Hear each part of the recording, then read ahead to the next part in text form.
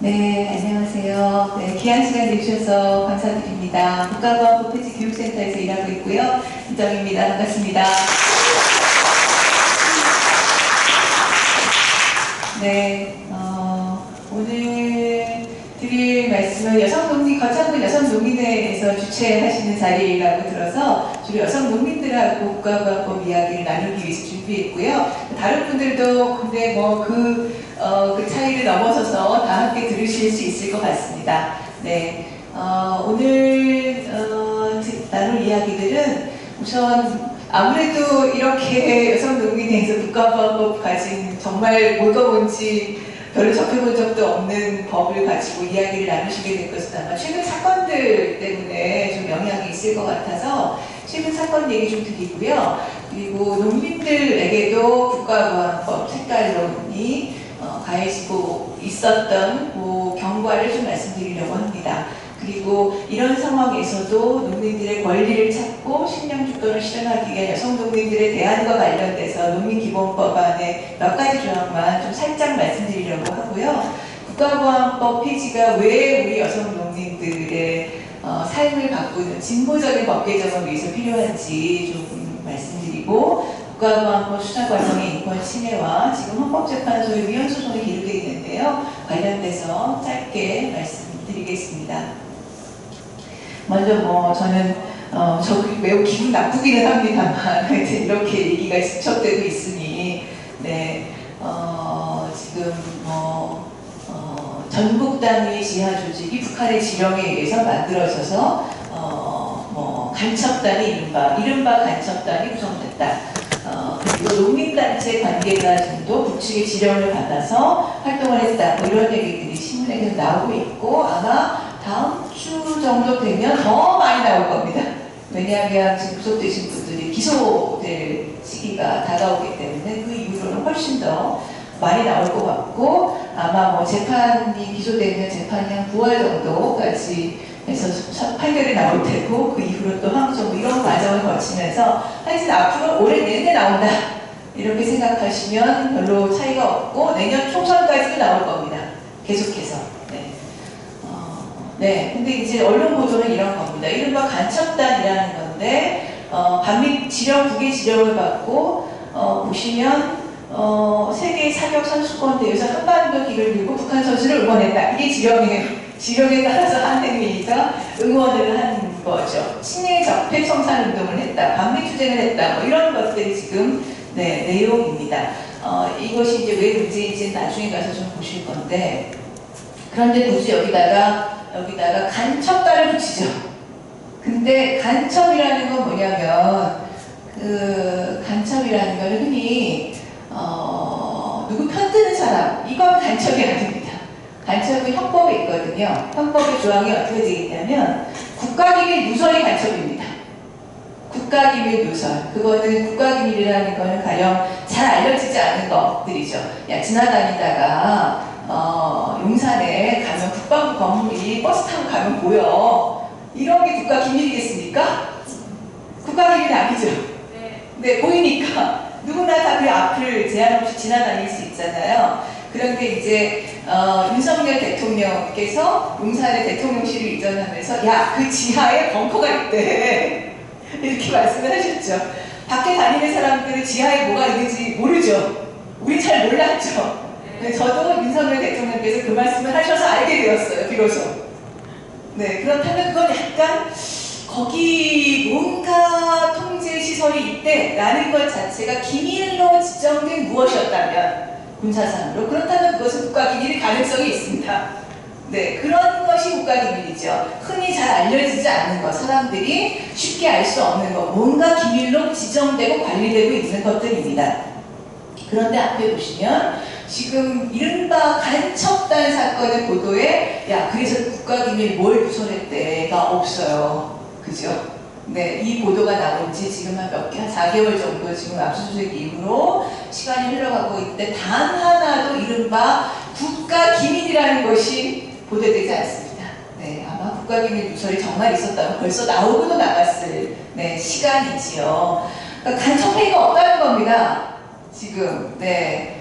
고작해야 보도로 나온 것이 창원, 이른바 창원에 자리 잡은 이유는 창원에 방위산업체가 많기 때문이다. 그래서 방위산업체에 그래서 무슨 무기의 재원을 확보해가지고 줬다는 거야? 이런 게 없어요. 없는 상태에서 간첩 단결을 붙이는 이유는 뭐냐면, 이거는 문재인 정부 시절에 국가정보원장을 하셨던 분께서 이때 발언하셨던 날의 사진인데, 이분이 이런 발언을 하셨죠. 간첩 잡는 게 국정원이다. 네. 그래서 국가보안법 폐지는 안 된다. 즉, 이른바 민주당 집권했던 정권에서도 간첩을 잡아야 된다. 간첩을 잡기 위한 국가보안법을 필요하다고 동의했기 때문에 간첩단 이름을 자꾸 붙이는 거죠. 모든 간첩 사실이 지금 하나도 드러나고 있는 것이 없는데도 그러합니다. 근데 왜 이렇게 국가정보원 지금 이 사건들이 지금 왜 터지고 있느냐? 아시다시피 국가정보원이 2024년 1월 1일부터는 이른바 대공수사권, 그러니까 국가보안법 위반한 사람을 국가정보원이 가서 압수수색하고 불러다가 국가정보원 와라 신문하고 가둬둘 수 있고 이런 권한이 없어집니다. 없어지고 경찰로 다 넘겨야 됩니다. 이제 1년도 안 남은 거예요. 그러니까 이제 다시 그거를 확보하기 위한 것이 직접적인 동기인 것 같은데, 근데 국가정보원이 이렇게 대공수사권을 넘기게 됐던 거에는 연유가 있죠. 뭐냐면 2012년 말에 2012년 대통령 선거, 박근혜 대통령이 당선됐을 때 그 대통령 선거에서 이명박 정부의 원세훈 국정원장이 직원들을 동원해서 댓글 공작을 시켰죠. 네, 누구누구 빨갱이네. 네, 그 누구누구에 저도 들어있었습니다. 당시에. 네, 그 댓글 공작이 유죄로 인정이 돼서 처벌을 받았습니다. 국정원이 조직적으로 국가 권력을 남용한 것이 됐죠. 그리고 저 옆에 거는 뭐냐면 2013년에 박근혜 정부 시절인데 박원순 서울시장이 재직할 때고 서울시의 탈북 공무원이 탈북민 공무원이 채용이 돼서 그 사람이 탈북민 정보를 수만 명을 북쪽에 남겼다. 그래서 국가기밀 누설한 거다라고 해서 간첩 조작을 했다가 1심에서 무죄 판결을 받았습니다. 예, 그 여동생을 국가정보원에 가두고 보호시설, 조사시설에서 폭행을 행사하고 이런 게 드러났거든요. 그랬더니 2심에서 국가정보원이 야, 저거 진짜 간첩인데 이러면서 중국 공문서를 하나 내밀었습니다. 법정에 냈습니다. 그런데 그 공문서에 확인해보니 중국 그 당국에서는 야, 우리 공문서 아니야? 라고 확인을 해줬습니다. 문서를 보냈습니다. 알고 보니 국정원 수사관들이 그 중국 공문서를 위조한 거였죠. 그래서 다른 나라의 문서를 위조했으니 난리가 났죠. 네, 그래서 결국 이분은 이 탈북민 공무원은 무죄 판결을 받았고 확정됐고 국가정보로 사과를 하지 않을 수 없었습니다. 다른 나라의 문서를 위조했으니까요. 이런 두 가지 일들이 겹치면서 대공수사권을 경찰로 이관을 하기로 했던 거죠. 그게 내년 1월 1일로 다가왔습니다. 그런데 윤석열 정부가 들어서면서 그 서울시 탈북민 공무원 그 간첩 조작 사건에 아까 국정원은 처벌을 받았다고 했잖아요. 근데 그 국정원 직원이 스스로 본인이 법정에 그 증거를 내는 게 아니거든요. 담당 검사한테 주거든요. 그럼 검사가 냅니다. 근데 그 검사는 처벌받지 않았습니다. 조작인지 몰랐다 이런 이유로. 그래서 그 검사는 지금 어디 가시냐면 저분인데요. 예, 이분인데 가만히 있어봐라. 예, 포인터가 잘 안 먹네요. 하여튼 저분인데 지금 어디 계시냐면 청와대에 가 계십니다. 네, 영전하셨고 검찰에 사과하지 않았습니다. 그래서 검찰은 처벌되지 않았습니다. 네, 조작의 당사자들은 다시 권력 핵심으로 갔고, 그리고 지금 다시 경찰한테 대공수사권 넘기지 말고 국정원이 계속 가져야 되겠다. 그래서 보건 주장을 지금 조선일보에서는 조선일보 등등등등 열심히 지금 내보내고 있습니다. 그래서 시점이 딱 그런 거죠. 올해 안에 1심 판결에서 유죄 판결을 받아내고, 네, 그리고 그 유죄 판결에 근거해서 봐라! 간첩 잡아야지 라고 해서 대공수사권을 다시 돌려오겠다는 겁니다. 그런데 이것은 어떤 의미냐면 이제 그동안 국가보안법이 남용됐던 74년의 경과를 보면 대략적으로 설명드리면 국가보안법이 만들어졌던 건 큰 틀에서 분단체제, 반공체제 이런 큰 체제가 있죠. 그리고 거기서 국가보안법이라는 걸 만듭니다. 근데 이 법을 실행할 사람들이 필요하죠. 실행은 이른바 중앙정보부, 지금 국가정보원 이제 이런 데서 주로 했습니다. 근데 이 문제를 해결하는 데서는 그러면서 이제 많은 인권 침해와 정치적 탄압들이 벌어졌는데 문제를 해결하는 가장 근본적인 방법은 사실 이 분단을 통일로 바꾸는 거겠죠. 그리고 대립을 평화로 만드는 거겠죠. 근데 이게 쉽지 않은 거죠. 이제 계속 지속되고 있습니다. 그런 또 하나의 방법은 국가보안법을 폐지하는 게 하나의 방법이죠. 근데 국가보안법 폐지도 진전을 크게 이루지 못했습니다. 그래서 이 둘을 그대로 놔둔 채 그러면 그 실행자인 국가정보원 계속 조작하고 폭력도 행사하고 했던 국가정보원의 권한만이라도 경찰로 옮기자 했던 건데 국가정보원은 그것도 못하겠다고 지금 해서 다시 받으려고 하는 것이겠죠. 네, 그래서 지금 이 사건들이 나오고 있는 것으로 보입니다. 이 사건을 어떻게 봐야 할지는 나중에 마무리될 즈음에 다시 한번 말씀드리도록 하겠습니다. 농민들에게 국가보안법이 어떻게 작용하느냐. 최근에 가장 중요한 현안으로 양곡관리법 개정 문제가 있습니다. 쌀값이 너무 지금 떨어지고 있어서 쌀값 안정을 위해서는 어느 정도 쌀값 변동이 있으면 정부가 의무적으로 이거를 매입을 해서 안정을 좀 시켜라. 이런 법안을 굉장히 어렵게 지금 하나씩 지금 단계를 밟아가고 있는데요. 그래서 여기에 대해서도 국민의힘은 색깔론 딱지를 붙였습니다. 그래서 이게 사회주의 협동 농장이냐 우리가? 라고 하면서 일단 빨간 딱지를 딱 한번 붙였죠. 그리고 이제 이거 외에 최근에도 이거 이외에도 계속 이런 사회주의니 이런 얘기들을 계속 하고 있습니다. 또 하나는 제가 오늘 그 버스 타고 오면서 안의를 들렀다가 이렇게 오는 버스를 탔는데 거기에 보니 폐기물 처리장 시설 반대 이런 현수막을 붙여 놓으셨더라고요. 근데 정말 제가 농민기본법을 만들려고 여러 농민분들을 만나면서 이야기를 들어보니 나쁜 것들은 모두 농촌으로 가더만요. 냄새 나는 것, 시끄러운 것, 먼지 나는 것, 은 모두 농촌으로 가죠. 무기도 기지도 농촌으로 갑니다. 가만히 생각해 보시면 최근 연간에 서울에서 또는 대도시에서 무기 갖다 놓는다고 농민들 뭐라는 적이 없습니다. 다 농촌에서 벌어지는 일들이죠.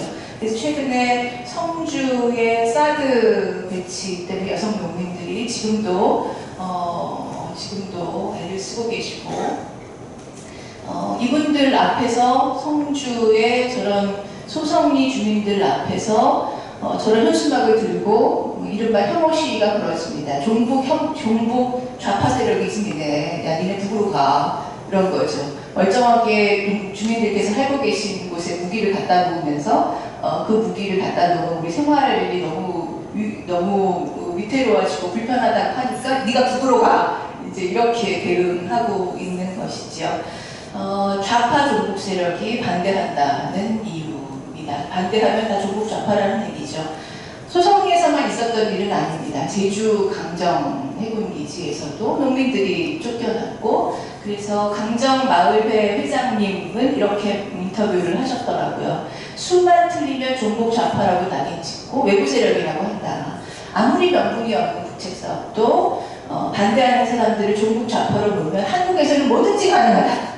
이게 결국 무기, 기지 이런 게 다 농촌에 만들어지기 때문에 농민들이 지금 종북 좌파로 몰리고 있는 것이죠.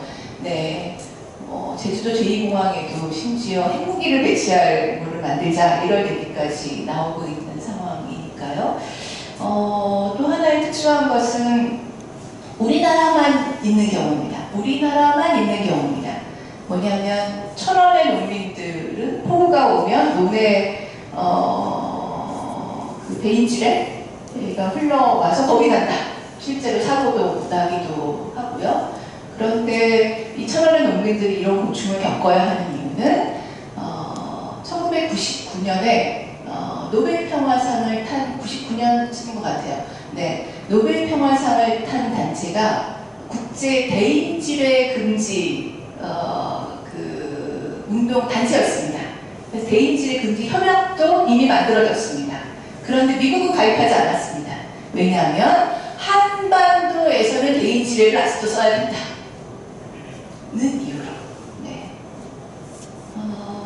네. 그래서 미국은 오타와 협약이죠. 97년. 네. 한반도를 예외 지역으로 남겨놓았다는 것입니다. 네. 이거 조금 우스운 얘기인데요. 1997년입니다. 그러니까 아까 이제 국가기밀 제가 말씀드렸잖아요. 지나다니면서 용산에 국방부가 있고 미군 기지가 있는데 그게 국가기밀이냐? 지나다니면 다 보이는데 여러분 아니라고 하셨죠? 아니라고 하셨죠? 2000년대에 그 사진을 찍어서 북에 보냈다는 이유로 즉 밖에서 이렇게 보이는 정문 사진 미군 기지 사진을 찍어서 북쪽 사람에게 보냈다는 이유로 국가기밀 누설로 처벌된 탈북민 여성이 있습니다. 네. 국가기밀의 범위가 굉장히 넓게 해석되는 경우들이 있습니다. 왔다 갔다 하는데요. 이게 좀 대표적인 사례입니다. 꽤 넓게 해석된 경우인데 한 분이 이른바 이제 반국가 단체 구성죄로 처벌된 누구에게 한 분이 얘기를 했어요. 그분이 순창 분이었나 봐요. 순창 농민회가 젊은 사람 많고 잘 된다 얘기를 했어요. 그게 국가기밀 누설로 처벌됐습니다. 1심에서. 근데 중간에 대법원이 헌법재판소가 판례를 약간 바꿔서 국가기밀 누설이 이렇게 너무 넓게 적용된다 하니까 2심에서 무죄가 되긴 했습니다. 네. 근데 아까 제가 그 2000년대 이후에도 미군 기지 사진 찍어서 보냈다고 처벌된 분이 있다고 했잖아요. 기밀의 범위가 아직도 왔다 갔다 합니다. 네. 이런 경우가 있었습니다. 네. 농민들에게 국가보안법이 적용된 경우 이거는 2004년에 국가보안법 폐지 운동을 농민회에서도 열심히 하셨는데요. 그때 기자회견 하면서 밝히신 내용인데 96년에 11.11 동맹 사건이라는 것이 있었답니다. 11.11은 뭔지 짐작하시죠? 11월 11일. 네, 농민의 날. 네, 그거를 제목으로 붙여서 이적단체를 만들려고 하다가 결국 그 못 만들고 표현물 소지료만 부족했습니다. 근데 제가 이거를 약간 말씀드리는 이유 중에 하나는 니네가 뭔가 모여서 뭔가 불온한 것을 했지 하고 막 조사를 해요. 압수수색을 왕창 해요. 근데 막상 보면 별로 그렇게 문제 삼을 만한 것이 안 돼. 이거를 뭔가 무슨 우리 조직을 만들겠습니다. 가입식을 뭔가 해가지고 이런 것도 없어. 그래서 단체로 처벌을 못하겠어. 그러면 처벌하는 게 저 표현물 소지입니다. 그래서 많은 경우에 그 단체의 표현물 소지로 처벌되는 것이 그 단체의 총의 자료지. 가령 이런 거예요. 그래서 가령 무슨 노동자 무슨 회 민주 노동자회 가령 이런 단체를 수사를 하다가 안 되면 이적 단체를 처벌하고 싶은데 안 되면 그 단체의 총의 자료집을 표현물 소지로 기소해서 처벌을 해왔습니다. 지금 그런 사건들이 바로 뒤에 말씀드리게 되는 헌법재판소의 위헌소송 사건으로 기류되어 있습니다. 네, 또 하나는 이것도 정말 웃지 못할 얘기인데요.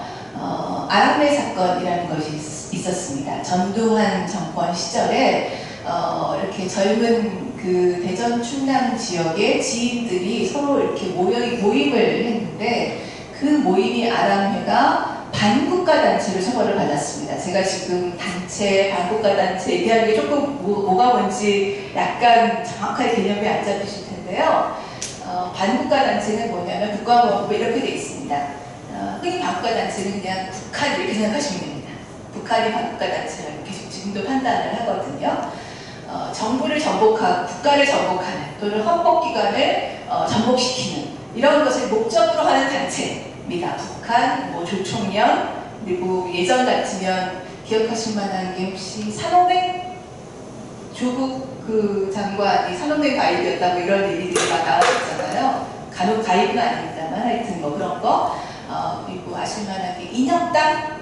네, 그런 사건들이 반국가 단체였는데 역시 이것도 반국가 단체로 처벌을 되었습니다. 그런데 28년 만에 결국 재심해가지고 모든 무죄를 다 받았고요. 네, 말씀드리는 이유는 저게 왜 알아내냐면 그 중에 구성원 중에 한 분의 딸아이 돌잔치에 이분들이 만난 거예요. 그렇게 해서 모인 거예요. 근데 그 딸 이름이 아람이에요. 그래서 아람회가 반국가 단체가 되었는데 그 재심 무죄 판결을 받은 판결문에 보니 유죄 판결을 받았던 내용이 이거였습니다. 원래 이분들이 서로 모여가지고 농업 경영의 수지가 여의치 않아서 81년도입니다. 농민들이 꽁보리밥에 된장국만 먹고 일한 만큼 대가를 받지 못하는데 이게 무슨 복지국가냐. 농민들이 착취당해서 모순이 많다. 이런 얘기를 80년대에 한 거예요. 할 법한 얘기죠? 네, 착취당해서 모순이 많다. 못 산다. 이런 얘기를 할 법합니다. 그런데 이게 뭘로 처벌됐었냐면 아까 제가 흑암물 소지가 처벌됐다고 했잖아요. 흔히 많이 생각하는 그게 7조 이른바 찬양고무 조항의 5항입니다. 7조가 어떻게 되어 있냐면 지금 헌법재판소에 올라가 있는 조항인데요. 7조가 1항은 찬양고무, 말로 하는 거. 북한의 활동을 찬양했어. 뭐 이런 거고요. 3조는 이적단체 구성입니다. 그래서 찬양할 목적으로 단체를 만들었어. 북을 찬양할 목적으로 단체를 만들었어. 이게 3항이고 5항이 그런 찬양할 표현물을 내가 가지고 있었어. 뿌렸어. 뭐 이런 이제 그 표현물에 대한 건데요. 그 중에 4항이 있습니다. 4항이 뭐냐면 허위 사실로 찬양했어. 그게 4항이에요. 이게 바로 4항으로 처벌됐었습니다. 네, 농민이 못 산다는 게 사실 왜곡 허위 사실이라는 얘기, 허위라는 얘기죠. 네, 이렇게 처벌됐던 사례들이 있었습니다. 심지어는 농민운동, 독일 농민운동을 봉건주의에 반대했던 독일 반봉건 운동을 했던 독일 농민전쟁의 책도 이적 표현물로 처벌됐던 적이 있었습니다. 또는 이 그림은 좀 기억해 두실 만한데요. 농민을 그린 그림도 이적 표현물로 처벌됐습니다. 1989년경에 문제가 제기돼서 네, 대법원에서 유죄 판결이 난 거는 1997년입니다. 네, 그런데 이게 왜 이적 표현물이 됐을까? 신학철 화백의 모네리라는 그림이고요. 말씀드리는 이유는 유엔에서요, 유엔의 인권기구에서요, 법률가들을 위한 인권 그 교육 자료가 있습니다. 전 세계 법률가들을 위한. 거기에 이제 유엔 인권규약들을 다 이렇게 해설을 해놔요. 그 사례를 듭니다. 이 규약 위반한 사례는 뭐. 근데 안보를 이유로 그림이 처벌된 경우에 드는 사례가 바로 저겁니다. 네, 유엔 지침서에 실린. 이게 왜 이적 표현물일까? 혹시 아시는 분? 들으셨던 분이 계실 것 같은데요. 네, 대법원 판단의 이유는 이겁니다. 그림의 남쪽에는 농민들이 지치고 힘들고 쓰레기를 저렇게 치우고 있는데 그림의 북쪽에 있는 농민들이 신나서 놀고 춤추고 술 먹는다. 그리고 저 뒤에 호숫가에는 초가집이 한 채 보인다. 그건 그 초가집은 김일성 생가다. 입니다. 네, 그래서 이적 표현물로 국가보안법 7조 5항 위반으로 처벌이 됐는데, 자, 그런데 또 하나는 이게 있어요. 범죄로 만들어진 만들어진 물건은 압수를 합니다. 이적 표현물 제작된 거니까 압수를 했어요. 압수를 해서 검찰이 이렇게 착착 접어서 서류봉투에 넣은 거죠. 그걸 폈더니 유화에 저렇게 네모나게 네, 이제 훼손이 됐습니다. 저 그림은 아직도 작가에게 돌아가지 못했습니다. 여전히 유죄 판결이 유효해서요. 네, 다만 지금은 국립현대미술관에 이관되어 있기는 한데 예전에는 검찰청 수장고에 있었고요. 검찰청 압수물 창고에 있다가 지금은 작품을 다루는 곳으로 이관되긴 했습니다만 여전히 압수물입니다. 네. 네. 이제 농민들, 그러니까 가만히 보시면 지금 이런 것들이 다 농민들에 대한 어떤, 야, 농민들이 이렇대, 이런 농민들에 대한 말, 농민들에 대한 어떤 뭐 책자, 이런 것들이 다 처벌 대상이 되어 왔던 것이죠. 네. 이게 농민들에게도 계속해서 농민들에 관련된 이야기에도 색깔론이 여전히 있었던 것이고 국가과학법 처벌 대상이 되고 있고 심지어 지금 단계에 와서는 전국 농민의 총연맹의 사무총장이 구속되셨죠. 그리고 그분이 구속된 활동의 이유 가운데 가령 CCTPP 반대? 네, 죄송합니다. 저도 헷갈렸어요. 반대 활동 이런 것들도 결국 북한의 지령에 의해서 뭔가 이들이 불온한 단체를 만들어서 거기서 한 거 아니냐라는 의심의 물기를 보내고 있는 것 같습니다. 네, 그러니까 이런 전반적인 이야기들이 양곡관리법에 대해서 너네 사회주의 협동농장 하자는 거야? 라고 하는 색깔론의 시각과 연결되어 가죠. 그리고 무기 배치라든가 미군기지 또는 해군기지 뭐 이런 것에 대해서 오지 말라고 하는 농민들의 싸움에 대해서 주장에 대해서 니네 종북자파지? 라고 하는 색깔론이 여전히 지금 농민들에게도 작동하고 있는 것이죠. 국가보안법은 그러면 어떻게 적용되고 있는가? 네. 일단 요 개괄을 한번 해드리는 게 낫겠죠? 전체를 좀 한번. 네. 국가보안법은 22조, 23조 그 정도까지 있는데요. 앞에 10조 정도까지가 처벌 규정이고 뒤에는 일종의 특별통사 절차 규정이라고 해서 좀 뒤에 다시 말씀드릴 겁니다. 근데 국가보안법은 단적으로 말하면 이겁니다. 1948년 12월 1일에 생길 때부터 이거는 이른바 북한을 겨냥한 것이다 라는 취지를 분명히 했고요. 그때부터 지금까지 유일하게 계속 반국가단체라고 판단하고 있는 것은 북한입니다. 그러니 북한과 관련된 활동을 처벌하는 것이다. 북한과 관련된 것을 처벌하기 위한 법률이다. 이렇게 보시면 되고요. 반국가단체의 정의가 2조에 있고 정부 참칭 또는 국가별난 목적, 결사 또는 집단 이렇게 되어 있고요. 그래서 그 반국가 단체와 관련된 모든 것을 처벌합니다. 3조는 그 반국가 단체를 만들거나 가입한 사람. 네, 근데 이제 90년대 또는 2000년대 초반까지는 국내 단체가 반국가 단체가 좀 있었고요. 그 이후로는 처벌된 경우가 있었고 그 이후로는 없습니다. 그리고 4조는 뭐냐면 아까 제가 탈북민 여성이 미군기지 전문 사진 찍었다가 국가기밀누설로 처벌됐다고 했잖아요. 근데 이제 그분이 저 4조로 처벌이 됐습니다. 뭐냐면 네가 북에서 그거 찍어오라고 지령을 받았잖아. 그래서 네가 그거 찍어서 보냈잖아. 그래서 목적 수행이 됩니다. 지령을 받았으므로. 근데 이제 5조는 뭐냐면 제가 2007년에 변호한 사진 작가가 있습니다. 그 사진 작가는 미군 기지를 주로 찍었어요. 근데 다 무죄를 받았습니다. 결국 공소 사실이 103개인가 됐는데 다 무죄를 받았습니다. 그분은 이제 평화 뭐 이런 문제를 제기하기 위해서 사진을 찍었는데 국가보안법 5조로 기소됐습니다. 왜 5조가 됐냐면 그분이 그러니까 그 화학무기 무기, 위험한 화학 무기를 미군은 우리나라에 저장하고 있지 않다고 하는 위험한 화학 무기를 뭔가 미군이 저장하고 있는 것 같은 저장하고 사진을 찍었어요.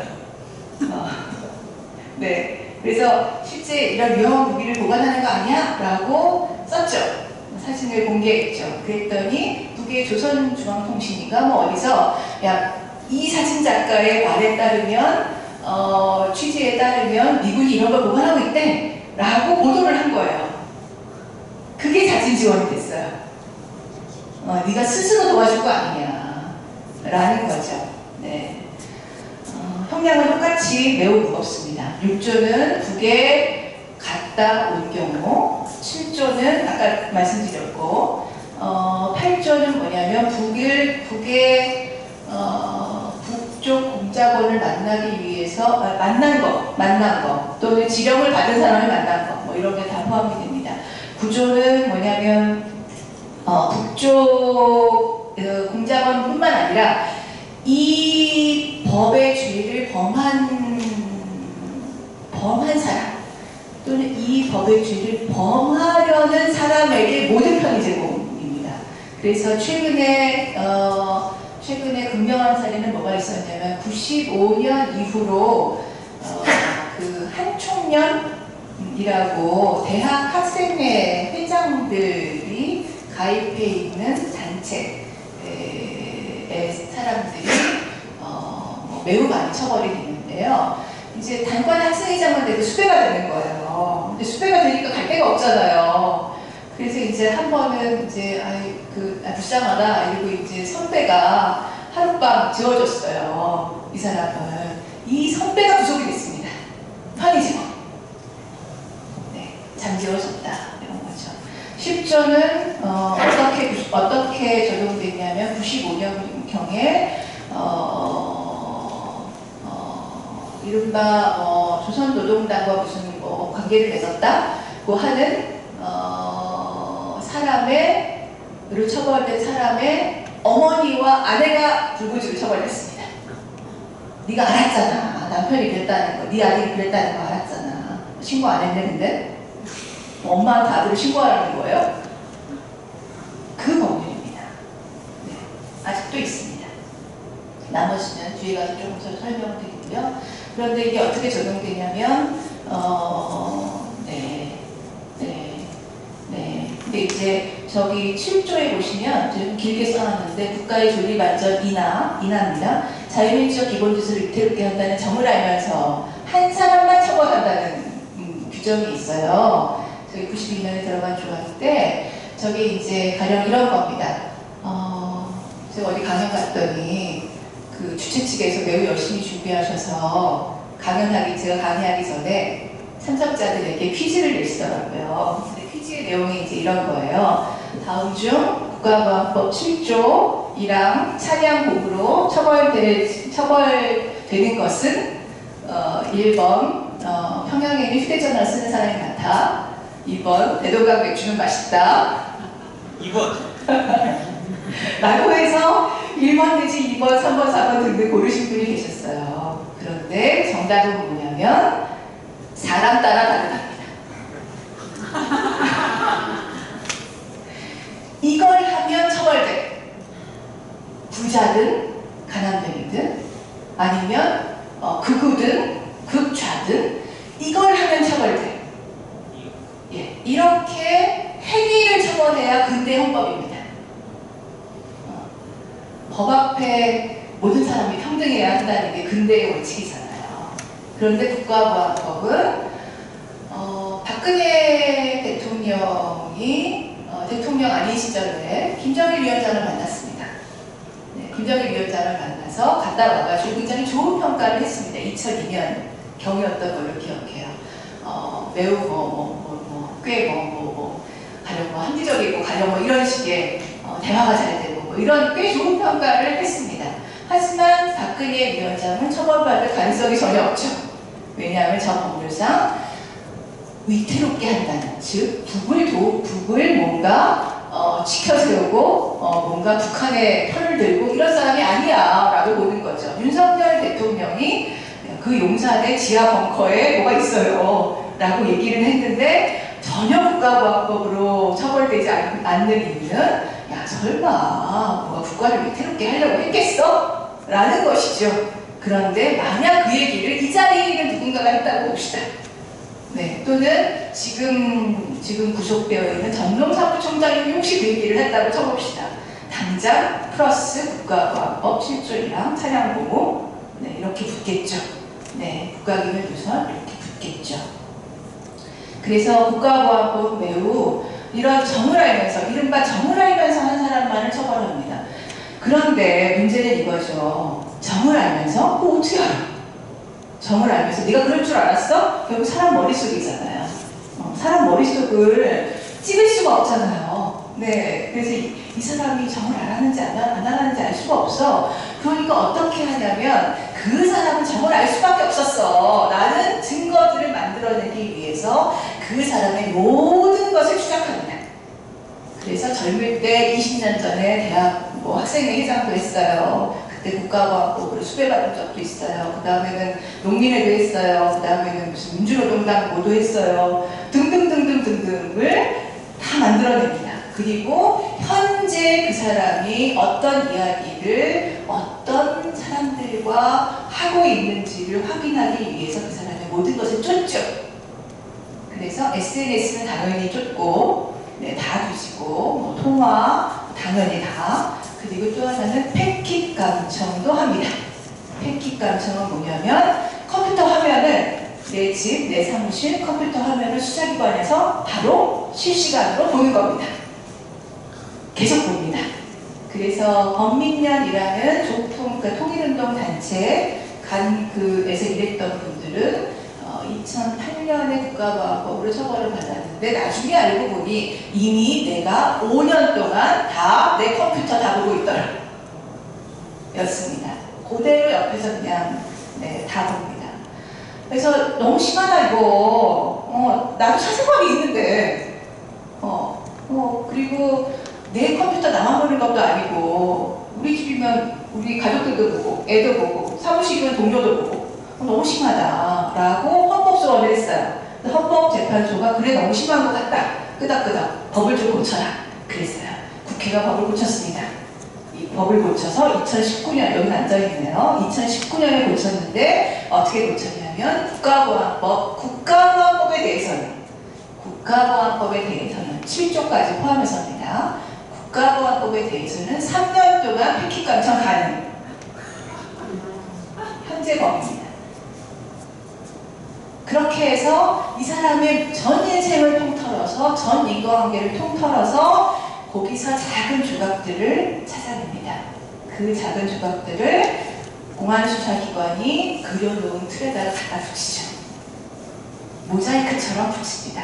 아까 제가 그 사진작가 그 무죄 받아낸 사건 말씀드렸잖아요. 그 당시에 이분이 이른바 정을 알면서 지원할 목적, 정을 알면서 라는 근거로 검찰이 제시했던 게 하나가 뭐였냐면 이분이 이제 사진작가잖아요. 근데 당시에는 금강산 관광이 꽤 자유롭게 될 때였어요. 근데 청년단체에서 금강산 일출을 찍겠다고 연말연시에 금강산 단체 관광을 한 거예요. 그러면서 이제 이 사진을 찍어야 되니까 강사로 이분을 이제 모셨어요. 그래서 가서 연말연시에 거의 갔다가 이제 온 거죠.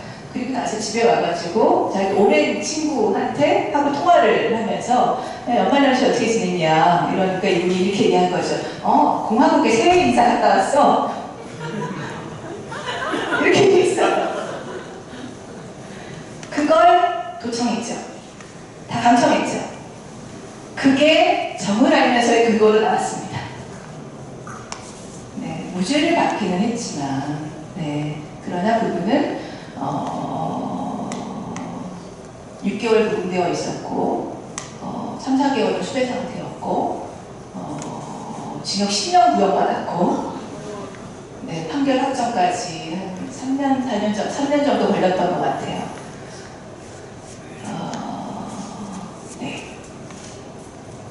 네, 그렇습니다.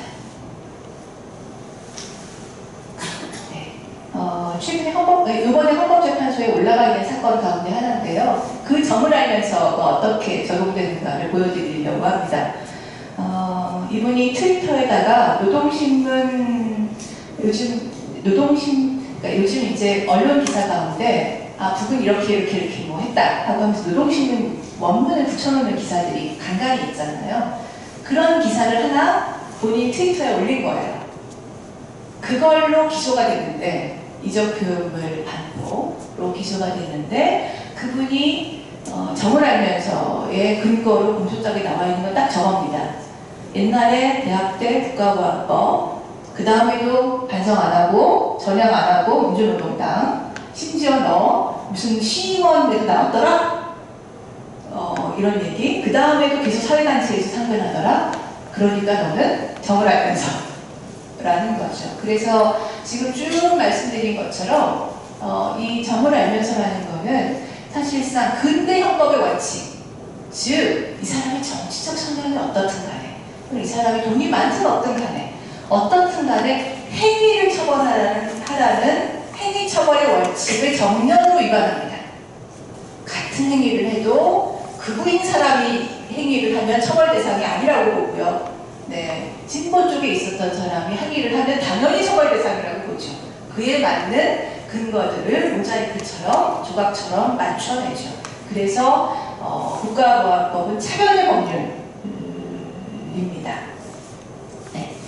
자, 이제 그리고 사상을 처벌하는 것이다 라고 말씀드릴 수 있는데요. 그러니까 다른 사상을 갖고 표현할 권리에 대해서 조금만 더 보도록 하겠습니다. 그러니까 사상의 자유가 되게 중요하다고 배우잖아요. 배우지만 저는 69년에 태어났는데요. 저는 국가보안법이 없는 세상에서 단 하루도 살아본 적이 없습니다. 여러분은 어떠세요? 그러시죠? 네, 여러분 모두 국가보안법 아래에서 살아오셨습니다. 그래서 국가보안법이 허용하는 말, 국가보안법이 허용하는 행동의 틀 안에서 그 틀이 무엇인지를 늘 감지하면서 살아오셨죠. 그래서 이 틀을 넘는 것은 굉장히 위험한 행동이라고 생각하고 싶고, 그리고 이 틀을 넘는 행동이 사상의 자유에 근거한 것이라는 생각을 하기 어렵습니다. 저조차도 그러한 경우들이 많았으니까요. 그런데 이 다른 사상을 가질 수 있는 권리, 다른 사상을 표현할 수 있는 권리는 우리는 국가보안법 안에 살면서 제대로 느끼지 못하지만 근대 시민혁명의 핵심적 요소입니다. 즉 1789년 프랑스 혁명부터 이렇게 되어 있습니다. 누구도 자신의 의견 표현이 평화를 해치지 않는 한 그 의견이 종교적 사안이건 아니건 상관없이 그 의견 때문에 고통을 당해서는 안 된다. 폭력이 아니라면, 폭력을 일으키는 것이 아니라면, 폭력을 불러오는 것이 아니라면 그것 때문에 처벌돼서는 안 된다. 그 사상은 보장되어야 되고 그 표현도 보장되어야 한다는 것입니다. 네, 미국이 1943년에 저런 판단을 했는데요. 이 얘기를 드리고 싶어서 써봤습니다. 강제적인 의견 통일은 묘지의 만장일치만을 달성할 뿐이다. 네, 그러니까 근대의 시작은 이거죠. 나는 생각한다, 고로 나는 존재한다. 나는 생각한다, 고로 나는 존재한다. 내 존재는 즉 나의 생각에서 입증되는 것이죠. 그러니 생각을 침범해서는 안 됩니다. 그런데 강제로 같은 생각을 갖게 하려는 것은 결국 너 죽으라는 얘기가 같다는 거죠. 네, 묘지의 만장일치를 설명드립니다. 헌법재판소는 아주 최근에 이런 판단을 했습니다. 헌법에 의해서 보호받는 양심은 법질서와 도덕에 부합하는 사고를 가진 다수가 아니라 이른바 소수자의 양심이다. 즉 다른 생각을 가졌다는 이유로 너 왜 그렇게 생각하는데? 너 그렇게 위험한 생각을 가지고 있었던 거야? 라고 쫓아내거나 아니면 처벌하거나 이래서는 안 된다는 이야기를 최근에 헌법재판소도 하기 시작한 것이죠. 근대 헌법의 그래서 핵심은 이겁니다. 생각을 처벌할 수 없다. 그리고 말은 즉각적인 위험을 명백하게 불러오지 않는 한 처벌하지 않는다. 생각은 자유롭고 말은 보장돼야 된다. 이게 근대의 핵심입니다. 말은 어디까지 그러면 자유롭다는 거냐. 이제 미국 연방대법원에서 든 예는 이거예요. 이른바 명백현존 위협의 원칙이라는 건데요. 여러분은 지금 다 핸드폰을 켜고 계시죠? 네, 핸드폰을 가지고 계시죠? 네, 그 불도 켜 있죠? 근데 그런 거 아니고 여기가 저 출입구 말고는 다 문이 없어. 그리고 외부와 연락할 수 있는 수단이 없어. 우리는 아무것도 외부에서 연락을 해올 수도 없어. 근데 불이 꺼졌어. 근데 어디서 타는 냄새가 막 나. 그런 순간에 그러니까 지금 내가 어떤 상황에 있는지 정보를 나눌 수 없는 그런 상황에서 갑자기 누군가 불이야! 했어. 그러니까 사람들이 불이 났는 줄 알고 막 달려가다가 입구에서 서로 엎어지고 뭐 깔리고 난리가 났어. 이때 이런 상황에서 이 불이야는 명백현존 위협을 불러오는 것이다. 이게 미국 연방대법원의 그 원칙의 내용입니다. 명백현존 위협의 원칙. 설명하면. 그러니까 그런 거예요. 근데 여러분은 지금 핸드폰도 다 가지고 계시잖아요. 그래서 파란 냄새가 나는데 이거 뭐지? 하고 물어볼 수도 있고 관리자한테 검색도 해볼 수도 있고 그리고 서로 얘기도 할 수 있잖아요. 네, 그렇다면 저거 아닌 것 같아. 이렇다면 우리가 어떤 말을 듣더라도 그 말이 맞아? 틀려? 또는 이 말 때문에 우리가 어떻게 행동해야 돼? 를 의논할 수 있다는 거죠. 스스로 생각하고 토론할 수 있다는 겁니다. 그래서 무슨 불 아니네. 자, 차분하게 다음 영화를 봅시다. 라고 서로 이야기할 수 있다는 거예요. 그렇다면 이걸 뭐라고 부르냐면 바로 사상의 자유시장이라고 부릅니다. 네, 서로 어떤 말에 사람들이 위험한 상황으로 급격하게 빨려 들어가지 않고 서로 그 말에 대해서 판단할 수 있고 그 말에 대해서 토론할 수 있는 여유가 있다면 그건 사상의 자유시장이 있는 것이고 그렇다면 명백현존 위협이라는 건 없는 거다 라는 얘기입니다. 근데 여러분 요즘 무슨 일만 생기면 걸핏하면 재난 문자가 바로 띄고 오잖아요? 5만 군데서 오잖아요? 그렇다면 정부가 이미 급작스러운 어떤 말에 대처할 수 있는 수단을 엄청나게 많이 갖고 있는 거죠. 인터넷 보면 요즘 다 알잖아요. 이 말이 맞는지 틀리는지 사실인지 아닌지. 그래서 사상의 자유시장이 지금 굉장히 커져 있고 그리고 급속도로 사상의 자유시장에 돌아가고 있기 때문에 명백현존 위험이 적용되는 사례라는 건 지금 거의 현대사회에서는 굉장히 줄어든다고 말할 수밖에 없습니다. 네. 그런데 명백현존 위험이 있다고 말할 수 있는 경우가 있죠. 그건 뭐냐면 이른바 내란입니다. 근데 여러분이 알고 계시는 내란죄의 실행에 들어간 사람들이 있습니다. 한국 역사에서. 누굴까요? 이석기. 내란 실행에 들어간 사람. 네, 실행에 들어간 사람. 네, 전두환. 내란죄를 실행했죠. 또 박정희, 노태우. 내란죄를 실행했습니다.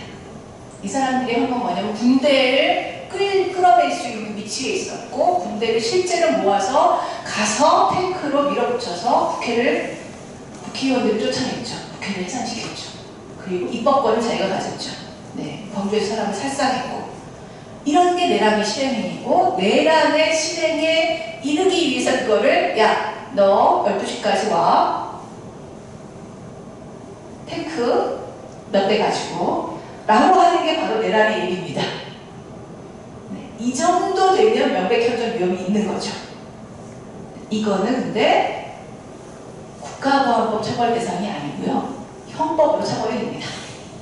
네, 그래서 정말 위험한 행위는 국가보안법이 아니라 형법으로 이미 다 마련되어 있다는 것입니다. 그럼 국가보안법은 도대체 왜 있는 거냐? 국가보안법이 왜 있는 거냐? 형법상 이런 위험한 행위, 처벌되는 행위 말고 그런 폭력 단계에 들어서지 않았고 폭력 단계의 준비에도 들어서지 않은 것을 처벌하기 위해서 있습니다. 즉 이석기 의원 내란 음모 사건 말씀을 하셨는데 거기 이제 뭐 좀 자세하게 말씀드리려면 좀 말씀드릴 게 있지만 하여튼 그 사건에도 국가보안법이 적용됐습니다. 네, 그 똑같은 행위에 대해서 바로 그 말을 처벌하기 위해서 국가보안법이 있는 것이죠. 헌법은 자상의 자유를 정하고 표현의 자유를 정합니다. 그런데 국가보안법은 바로 이 생각과 말을 처벌하죠. 즉 민주주의의 핵심 요소, 생각과 말이 자유로워야 한다는 것을 정면으로 위반하는 것이 바로 국가보안법입니다. 이 옆에 이 가수분 사진은 내 눈에 익으시죠? 신해철 가수입니다. 신해철 가수가 2008년, 2009년에 국가보안법으로 고발당했습니다. 이유는 뭐냐면 자신 본인의 블로그에다가 이렇게 쓴 거예요. 당시에 북이 미사일인지 뭐 인공위성인지를 발사했어요. 네. 그랬더니 신해철 가수가 이렇게 썼죠. 조선민주주의인민공화국이 자신의 주권적 권한을 일부하여 인공위성 발사를 성공함을 민족의 일원으로 경축한다. 라고 써서 고발을 당했어요. 국가보안법 7조 1항 찬양공으로. 그런데 검찰 조사를 받았고 형이없음을 받긴 했습니다. 아마 배경은 설마 가수가 뭐 이런 작업을 했겠죠. 그런데 신해철 씨의 정말 그 날카로운 그 식견이 여기서 드러납니다. 형이 없은 결정을 받고 대부분의 사람들은 이제 조심해야지 이럴지도 모를 수도 있죠. 그런데 이렇게 얘기를 했습니다. 수사 과정에서 어떠한 폭력이나 폭언도 없었다. 하지만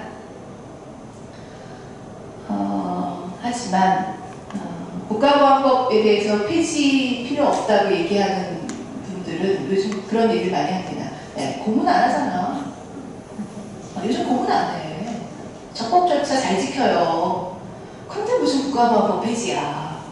라고 얘기를 합니다. 그런데 신해철 가수는 뭐라고 했냐면 폭력이나 폭언은 없었지만 나이가 40살이 넘고 두 아이의 아버지인 내가 바뀔 가능성이 전혀 없는 나의 생각에 대해서 끊임없이 남에게 검토받아야 하는 시간 자체가 폭력이고 굴욕이었다. 즉, 너 왜 이거 무슨 뜻으로 얘기한 거야? 이거는 지금 북의 주장을 동조하는 거 아니야? 라고 계속 물어보죠. 너는 북의 그 체제에 대해서 어떻게 생각해? 북의 인권 문제 어떻게 생각해? 왜 거기에 대해서 아무 말도 안 해? 계속 물어보거든요. 거기에 대해서 답을 계속 해야 되죠. 아니, 저 그런 취지 아니에요. 그런 거 아니거든요. 저는 원래 북에 대해서 비판적이고요. 이런 얘기를 안 하면 무혐의 받기가 쉽지 않은 사건이 돼가는 거죠. 신해철 가수는 그게 바로 폭력이다. 네 생각 바꿔라. 너 왜 그러지? 위험하지 않겠는데 라고 압박하는 것 자체가 폭력이다. 혐의 없음 경정을 받아도 라고 간파하였죠. 네. 근데 이제 대부분의 사람들은 이런 문제에 부딪히고 나면 그 다음에는 겁이 납니다. 네, 아까 제가 그 사진작가, 이시우 작가 말씀을 드렸는데요. 이시우 작가가 이런 얘기를 하더라고요. 무죄 판결을 받았는데 그런데 본인이 참여할 수 있었던 어떤 공공의 예술의 지원 또는 공공 어떤 프로그램에서 자기는 다 배제되더라. 무죄 판결을 받았는데. 그리고 나하고 뭔가 연락했던 사람들이 다시 국가보안법 수사선상에 오르더라. 그게 바로 이거죠. 야, 빨갱이 가까이 하면 위험해.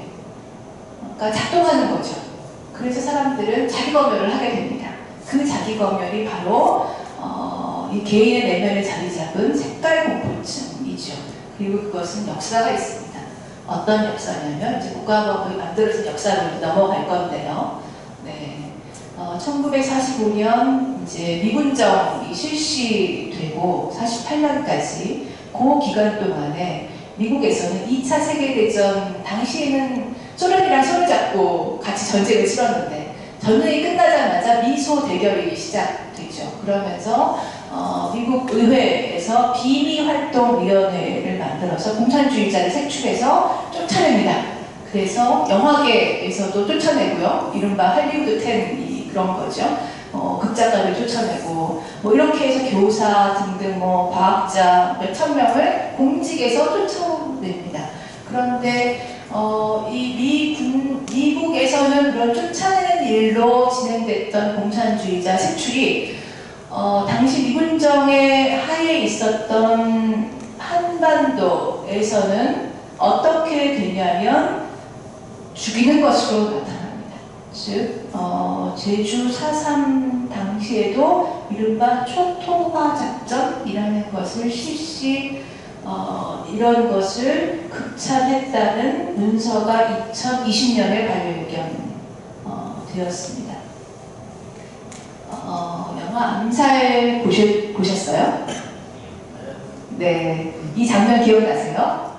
네, 영화 초기에 반민특위 재판 장면이 나옵니다. 여기 피고인석에 앉아있는 분이 이정재죠. 네, 염석진으로 나옵니다. 반민족 행위자를 처벌하기 위한 특별법정의 피고인으로 나와 있는 장면으로 영화가 시작됩니다. 반민족 행위자 처벌을 위한 특별법정은 정부 수립, 1948년 8월 정부 수립 직후에 반민족 행위 특별법이 만들어지면서 9월부터 돌아가기 시작하는데요. 9월, 10월부터. 근데 그 처벌 대상인 사람은 어떤 사람이었냐면 반민족 행위자, 즉 독립운동가들을 고문하고 박해하고 밀고하고 했던 사람들입니다. 그러니까 이정재가 아니지, 염석진은 저 영화 중에 동료 독립운동가들을 밀고 하고 고문도 하고 그러잖아요. 이 법정에 쓴 걸로 나옵니다. 그런데 염석진이 저기서 재판하면서 처벌을 받습니까? 안 받죠. 그리고 멀쩡하게 걸어 나오죠. 근데 영화의 끝은 이겁니다. 결국 자기가 상해를 입혔던 독립운동가가 밀접면 죽여라 지령을 이제 수행한다고 하면서 쏩니다. 쓰러지죠. 네, 이 영화의 끝장면입니다. 그렇지만 실제는 이 영화와 달랐죠. 네, 실제는 이분들은 아주 사회 권력층으로 자리를 잡고 행정 권력뿐만 아니라 뭐 여러 가지 심지어 교육까지도 하면서 지역의 막대한 유지들이 되면서 이후에도 계속 사회 중심부에 자리 잡았죠. 실제 법정은 이것이었습니다. 이거는 1948년 10월 달에 벌어졌던 여순 사건에서 순천초등학교에 이른바 의심스러운 사람들을 불러다가 저렇게 앉혀놓고 너 의심, 너 빨갱이, 너 이렇게 해서 지목된 사람들을 끌어다가 지켜줬던 법정을 라이프치 기자가 찍은 사진입니다. 실제 현장입니다. 여순 사건이 벌어졌던 이유는 아까 4.3 초토화 작전 기억나시죠? 네. 근데 그렇게 했는데 계속 이 항쟁이 가라앉지 않아. 이렇게 이승만 정부가 정부 수립 이후에 10월 달에 순천에 주둔하고 있던 군인들에게 니들이 가서 해봐 라고 제주로 보내려고 합니다. 마치 이분들을 이렇게 표현하시더라고요. 여수분들을 이렇게 표현하시더라고요. 광주에서 군에게 시민들을 쏘라고 명령한 것이 나왔다. 결국 그 얘기다. 그래서 이 그 순천에 주둔하던 군인들이 나 못 가겠다. 어떻게 동족에게 우리가 총을 던느냐 라고 거절하고 항쟁을 일으킵니다. 그 사건을 진압하면서 이제 이승만 정부는 저 빨갱이다 라고 빨갱이 사냥을 이때부터 본격적으로 시작하죠. 마침 어떤 때였냐면 염석진이 기소됐던 반민특위가 열리고 있을 때입니다. 네, 거기서 거론하기 위한 수단이죠. 야, 지금 우리가 이렇게 재판받을 때가 아니야. 이 빨갱이한테 지금 시달리는 이 대한민국에 우리가 필요해. 우리가 왜 필요하냐고? 우리가 때려잡은 사람들은, 우리가 고문하고 죽였던 사람들은 독립운동가 아니야. 난 독립운동가를 그렇게 박해한 게 아니고 나는 빨갱이를 때려잡은 거야. 내가 때려잡은 사람은 빨갱이거든. 그러니까 내가 필요해. 라고 하면서 반민족 행위자 처벌 국면을 반공 국면으로 확 바꿔버립니다. 확 바꾸죠. 그래서 이제 반민족 행위자 처벌 법정이 아니라 반공을 위해서 빨갱이를 처벌하는 법률이 필요해. 라고 합니다. 네. 그래서 국가보안법을 만들죠. 네. 근데 후다다닥 만들려다 보니 견본이 필요하죠? 네. 그 견본이 뭐였냐면 바로 치안유지법이었습니다. 네. 그 치안유지법은 그런데 1925년에 만들어진 법률이고요. 이것이 치안유지법은 1945년 미군정이 들어서자마자 일본에서 폐지합니다. 그리고 미군정이 조선에서도 폐지했습니다. 이유는 정치 사상을 처벌하는 법률이기 때문에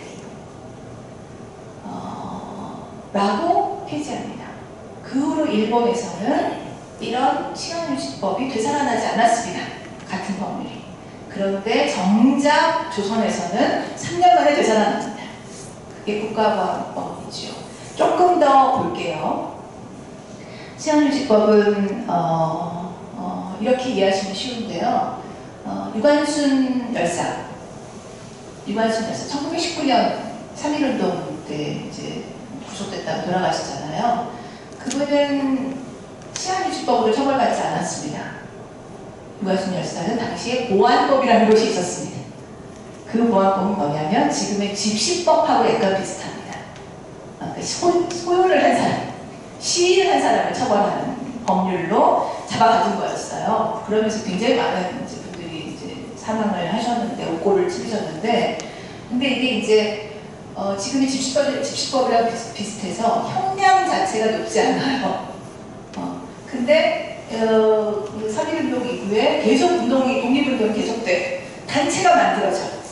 임시정부도 만들어져. 여기저기. 공산당 뭐 이런 운동도 막 만들어지기 시작해. 여기저기. 그러니까 일본 제국주의자들이 이제는 그런 행동에 나아가는 단계에서 처벌하는 게 그 유관순 열사를 처벌했던 그 보안법이었는데, 그거 말고 행동으로 나아가지 않는 상태에서 조직 결성만으로 처벌하는 법을 만듭니다. 그래서 가령 조선어학회 사건,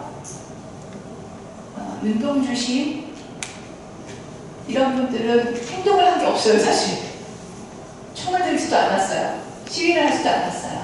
그런데 처벌됩니다. 조직을 결성했다는 이유로. 이게 치안유지법입니다. 여기 보시면 국채를 변역하거나 사유재산 제도를 부인하는 것을 목적으로 결사를 조직하거나 가입한 자는 10년 이하 징역. 몇 년 있다가 이제 사형으로 올라가는데요. 저 국채 변역이 뭐냐면 일본 제국주의 천황제도, 천황의 땅 아래 조선이 들어가 있는 거잖아요. 조선 독립은 천황체제를 흔든다는 거예요. 그게 바로 국채 변역입니다. 이 법률을 폐지됐던 이 법률을 다시 만듭니다. 국가보안법을. 그래서 결사, 구성, 가입 이런 사람들을 처벌하는 조항을 만들죠. 네. 당시 여기에 대해서 이제 행동에 이르지 않으면 생각만으로 처벌하는 법률이라서 꽤 반대 의견들이 많았습니다. 국회에서 비판을 이렇게 하죠. 잘 안 보이실 텐데 밑에 보면 노일환 의원이라는 분이 일제 치안유지법하고 뭐가 다르냐, 그냥 조직을 했다는 것만으로 처벌한 건데 생각과 같은 사람들이 그냥 모여있는 것만으로 처벌한 거니까요. 그냥 생각이 같은 사람들이 모여서 네 생각, 내 생각, 비슷하구나, 끄덕끄덕 이걸로 처벌한 거거든요. 네, 사형까지 처벌했으니까요. 이렇게 비판을 합니다. 그런데 이렇게 비판을 한 분이 국가보안법 만들어지고 6개월도 안 돼서 국회 프락치 사건에서 주동자를 몰려서 남부당 프락치라고 징역 10년을 받습니다. 이게 국가보안법이죠. 그런데 이분의 경력에 노일환 의원이고요. 특별한 경력이 있습니다. 보면 반민특위 특별검찰부 차장. 다시 돌아가시면 이 반민특위 법정에 주인공이 잘 안 보이는 단역이겠죠. 네, 검사가 보이시죠? 아마 이런 자리에 계셨겠죠. 그래서 이 법정이 완전히 뒤집어지고 검사는 남도당 프락치로 몰려서 국가보안법으로 징역 10년을 받습니다. 이게 국가보안법입니다. 네. 그리고 국가보안법이 1948년 12월에 만들어져서 1년 동안 어떤 일을 하냐면 이승만 정부의 단독정부 수립과 뜻을 같이 하지 않았던 단체 133개를 모두 반국가단체로 지목해서 구성원들을 처벌합니다. 그래서 이런 얘기를 하면 조금 이게 상상이 안 가실 수 있는데요. 당시에 전국농민동맹이 있었습니다. 농민동맹이 반국가단체였습니다. 전국노동조합 평의회가 있었는데 그것 자체가 반국가단체로 지목돼서 처벌 대상이 됐습니다. 당시에 농민동맹이 46년 3월에 사람 수가 얼마였냐면 330만 명. 근데 지금 농민 숫자가 300만 명이 안 되죠. 네, 당시 전국 노동조합 평의회 조합원 수가 55만 명. 지금으로 치면 전농, 민주노총 자체가 국가보안법 반국가단체로 지목돼서 해산 처벌 당한 꼴입니다. 그런데 49년 한 해에만 이런 조직에 가입해 있던 사람들을 탈퇴해, 전향선언해, 안 그러면 나 처벌 해가지고 전향시켜서 국민보도연맹이라는 걸로 한 해 동안 30만 명을 만듭니다. 그 30만 명을 49년 한 해 동안 만들어서 유지하고 있다가 50년 6월 25일에 한국전쟁이 터지니 그때로부터 2, 3일 내에 길게는 한 2달 정도 안에 군경 우익단체들이 조직적으로 이 사람들을 끌고 가서 학살합니다. 아무런 행동이 없는데 죽입니다. 왜? 위험하니까 라고. 옆에 있는 사진은 그렇게 해서 사망했던 대전 산내 학살 사진입니다. 하도 많은 사람들을 한꺼번에 죽여서 세상에서 가장 긴 무덤이 되었습니다. 지금도 발굴 중입니다. 이건 제주 4.3 사건 진상조사 보고서에 있는 그 한국전쟁 당시 예비검속 사유를 제가 보고서에 있는 그대로 갖고 온 건데요. 보고서 사유가 그 당시 예비검속 사유에 이런 게 있습니다. 네. 과거 범죄 사실 전무하나 태도 애매가 예비검속 사유입니다. 그렇게 해서 바다에 빠뜨려 주겠다. 네, 입니다. 그러니까 그냥 확실히 이쪽이라고 선언하지 않는 이상 애매하면 너는 저쪽일 거야. 그러니까 너는 죽어도 마땅해. 인 거죠. 빨갱이는 죽여도 돼. 이죠. 자, 이런 시기를 거치면서 모든 단체들이 싹쓸이 돼서 없어집니다. 네. 진보적인 사상은 완전히 소멸되고 말죠. 그런데 제가 여기 약간 지나갔는데요. 저기 보시면 그런데 이 법률이 이런 어마무시한 법률이 제정될 때 반대가 없을 리가 없잖아요. 그러니까 당시에 이승만 정부가 뭐라고 설득하냐면 이건 우리나라가 지금 전쟁에 가까운 비상시다. 비상시에 잠깐 하려고 만든 법이다. 임시조치법이라고 해요. 그런 명분을 냈습니다. 그러니까 이제 그 뒤에 53년에 전쟁이 끝날 때쯤 돼가지고 이제 일본 형법 쓰던 거 말고 우리나라 형법을 새로 만듭니다. 형법을 만들 때 정부가 그리고 국회 법사위가 이제 우리나라 형법 새로 만드니까 국가보안법 필요 없다 이제 원래 임시조치법이었다 이러면서 형법 제정안에다가 부칙으로 국가보안법 폐지한다를 넣어놓습니다. 그걸 만든 분이 누구냐면 바로 이분인데 이 흉상은 김병로 초대 대법원장입니다. 지금도 대법원 로비에 가면 이분 흉상이 있습니다. 그분이 국가보안법 이제 없어도 된다. 형법이 있으니까 라고 해서 냈는데 국회에서 토론을 하고 표결을 했더니 누가 한 사람이 이런 거예요. 휴전 직전이었거든요.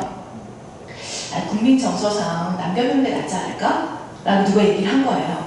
그랬더니 표결을 했더니 102명이 표결을 했는데 반대는 없었어요.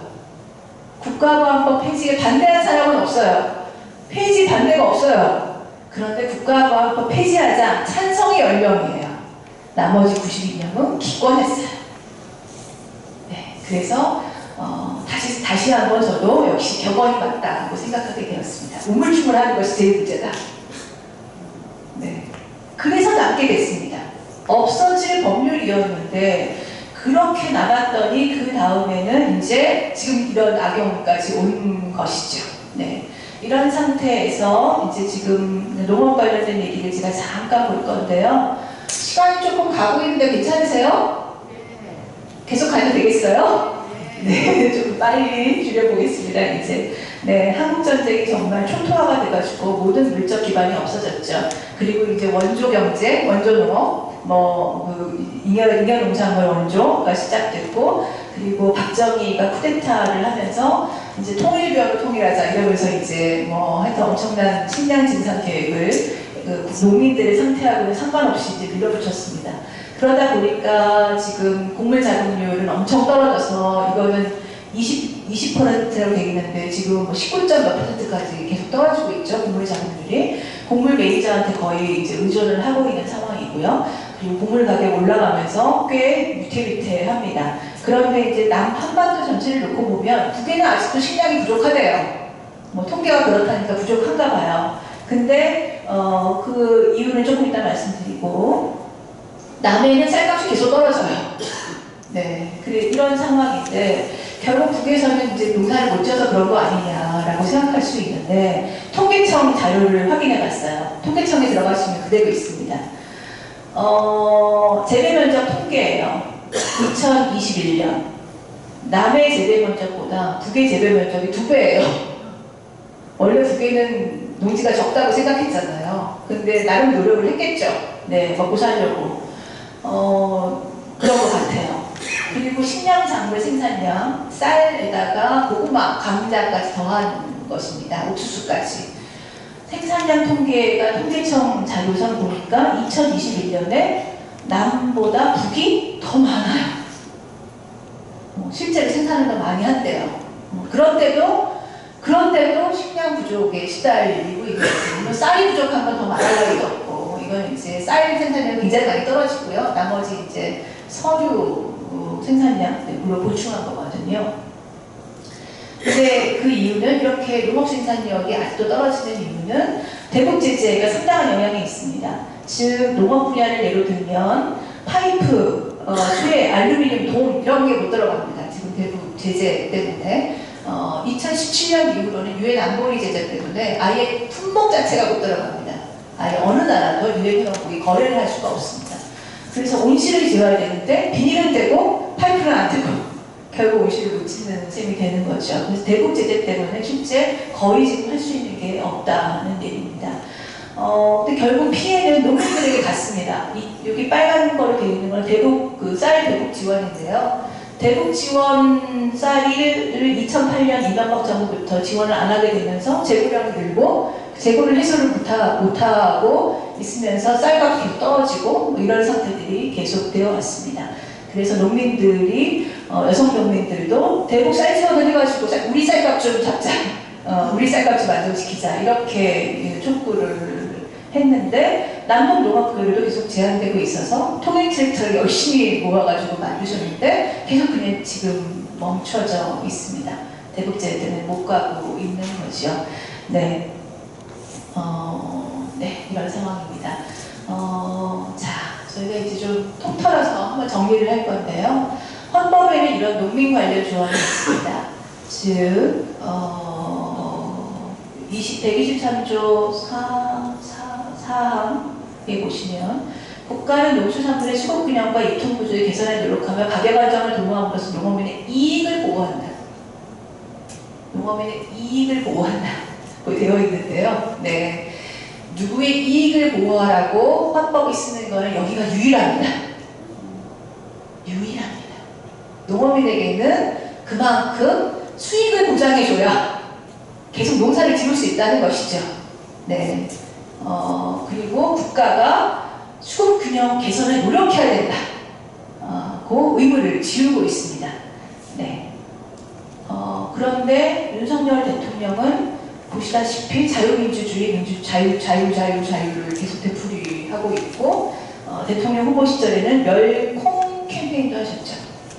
그 멸콩이 의미하는 바가 무엇인지 윤석열 대통령도 모르지 않았을 것입니다. 바로 멸콩은 이거죠. 빨갱이 다 죽여. 네. 자유와 멸공이 합쳐져 있습니다. 네. 헌법에는 아까 보신 것처럼 농수산물 가격 안정에 국가가 노력해라. 이 농업인의 이익을 보호해라. 이렇게 되어 있죠. 자유시장에 맡겨라. 이렇게 하지 않습니다. 그걸 먹고 살아야 되니까 농업인들이. 그래야 모두가 다 사니까. 이거를 국가의 규제와 조정을 전제하는 경제질서라고 헌법재판소는 이렇게 판시를 합니다. 헌법재판소 판시 내용이고요. 그런데 지금 극우 집권 세력은 계속 자유 말을 얘기하죠.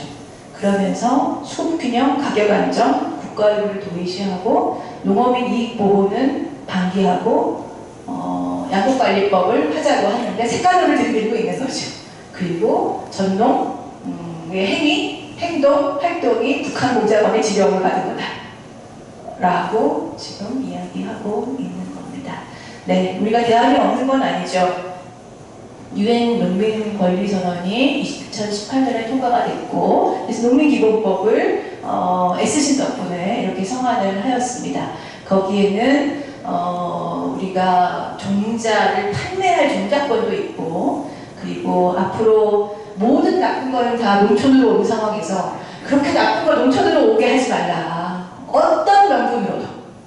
어떤 명분으로도 농지를 줄이면 안 된다. 이제 우리가 농지를 더 줄이면 우리가 식량 위기에 시달릴 수 있다. 이런 전제로 이런 규정들을 만들어 놨습니다. 공익사업 명목으로도 농지는 전용할 수 없다. 군사시설도 포함입니다. 그리고 이런 농촌을 지키고 그리고 농업 생산을 계속 지속시키고 있는 여성 농민들에 대해서 평등한 권리를 보장해야 되고, 그래서 농지와 농업 생산 설비에 대해서는 부분 또는 쌍방이 공유로 하는 약정하는 것으로 본다라는 이런 규정도 여성 농민들에게 넣었고요. 그리고 남북 주민의 식량권을 보장하는 것을 다 목표로 해야 된다. 우리는 농업 정책을 세울 때 남북 농업 협력을 확대하고 농산물과 가공품 교류를 증진해야 된다는 조항을 또 넣었습니다. 네, 통일 딸기를 살려주십시오. 경남에서 그 남북 교류가 중단됐을 때 기자회견을 하신 건데요. 유엔의 2017년 대북 제재, 모든 유엔 회원국에 대해서 북과 교류 거래하지 말라는 품목의 뿌리채소, 감자, 고구마, 과실, 딸기, 뭐 이런 거, 멜론, 네. 그리고 기름을 착종할 수 있는 그 씨앗류, 참깨 뭐 이런 거겠죠. 네. 거래 금지 품목이 됐습니다. 네. 이것도 딸기 뭐 하겠다고 하면 이것도 제국제재 문제를 삼을 것 같습니다. 네. 이런 식으로 지금 계속 가로막히고 있는 것이죠. 네. 기후위기, 식량위기 시대에 우리 농민기본법 만드신 것처럼 농업 대개혁으로 우리 모두를 구할 수 있는 이런 농민기본법을 만들려면 결국 근데 법을 만들려면 정치가 필요하다는 건 다 아시잖아요. 법을 만들려면 정치가 필요하죠. 진보적인 법을 만들려면 진보 정치가 필요합니다. 여성 농민들이 진보 정치에 나서야 그 여성 농민들이 원하는 아까 여성 농민들의 동등대우 같은 조항이 들어간 종자권도 들어간 그런 법률들을 만들 수 있겠죠. 그런데 국가인권위원회에서 조사를 했더니 혐오 표현 누구에게 가장 많습니까? 1번 정치인, 2번 여성. 네, 여성이 진보 정치를 하면 혐오 표현에 거듭된 당사자가 되죠. 저도 엄청난 혐오 표현들을 소송을 했는데 일부는 이겼지만 대부분을 졌습니다. 대부분을 졌습니다. 너는 정치인이잖아. 그러니까 너는 빨갱이 소리를 들어도 괜찮아. 바로 이런 거죠. 종북 세력 이야기를 들어도 괜찮아. 그게 표현의 자유야. 라고 대법원이 판결을 해서, 네. 그래서 제가 그 얘기가 얼마나 잘못된 것인지를 논박을 하려고 하다가, 네. 결국 그 뿌리에 있는 국가관법이 있는 거구나. 네. 라고 느끼게 되었습니다. 진보 정치에 대한 극우 세력이 혐오와 차별 공세, 뭐 간단히 말해서 이거죠. 북으로 가. 여기 사회에 권리가 없잖아 라는 거죠. 나가라는 얘기죠. 그러니까 진보적 견해에 동의하지 않을 수 있습니다. 근데 그 견해를 이야기하는 거는 할 수도 있죠. 네, 난 동의하지 않아. 그건 의견이니까요. 하지만 야, 이 빨갱이들아 북으로 가 라고 얘기하는 거는 배제죠. 같은 공동체에서 살 수 없어. 차별하고 배제하는 것입니다. 그리고 더 나아가서 너 그런 말을 하다니 너 국가보안법으로 처벌할 거야 라고 하는 거는 폭력이죠. 네, 국가의 폭력입니다. 이런 색깔론들은 심지어 쌍용차 해고 노동자들의 경우에는 빨갱이 소리 때문에 취업을 못해서 너무 힘들다. 그래서 이분은 이런 말씀을 하신 분은 몇 달을 스스로 세상을 떠나줘야 했습니다. 혐오와 배제가 만들어낸 희생이죠. 차별에 반대하고 혐오를 없애고 폭력을 멈추게 하고 싶다면 국가관법 폐지가 꼭 필요합니다. 네, 시간이 별로 없어서 넘어가려고 하는데 이 얘기 하나만 하고 할게요. 그러니까 이제 북한 사람 만났어. 북한에 갔어. 가령 이런 거는 우리가 국가관법 7조에 대해서는 야 무슨 말을 처벌하니 이렇게 얘기할 수 많이들 하시지만 북한 사람 만났어 이거에 대해서 어떻게 만났다는데 어떻게 이렇게 됩니다. 그런데 제가 이걸 길게 보여드리는 이유는 2008년 이미 15년 전에 대법관의 이야기입니다. 송도율 교수님이 북한 사람들을 만났고 북한에 갔다 왔어요. 거기에 대해서 무죄라고 주장하면서 이런 판시를 했습니다. 즉 위험한 생각을 가지고 있는 것 자체 또는 그 생각을 있는 그대로 외부로 표시만하는 행위 자체 생각을 가진 것, 말하는 것 그것만 가지고는 규제할 수 없다.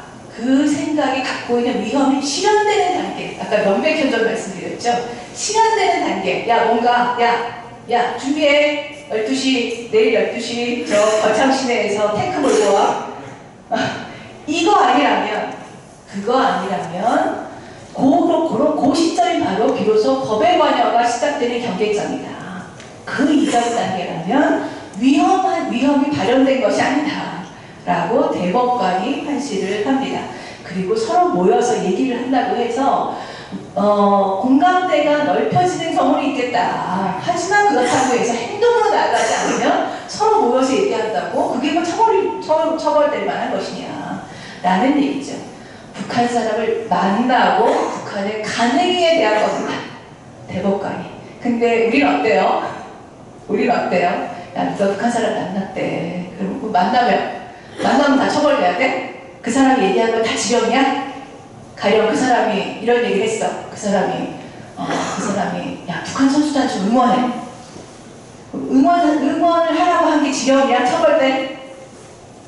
근데 뭔가 그 내용에 주목하기보다는 야 북한 사람 만났대. 이거에 우리는 계속 일단 움츠러들죠. 예, 그게 바로 위축 효과입니다. 네.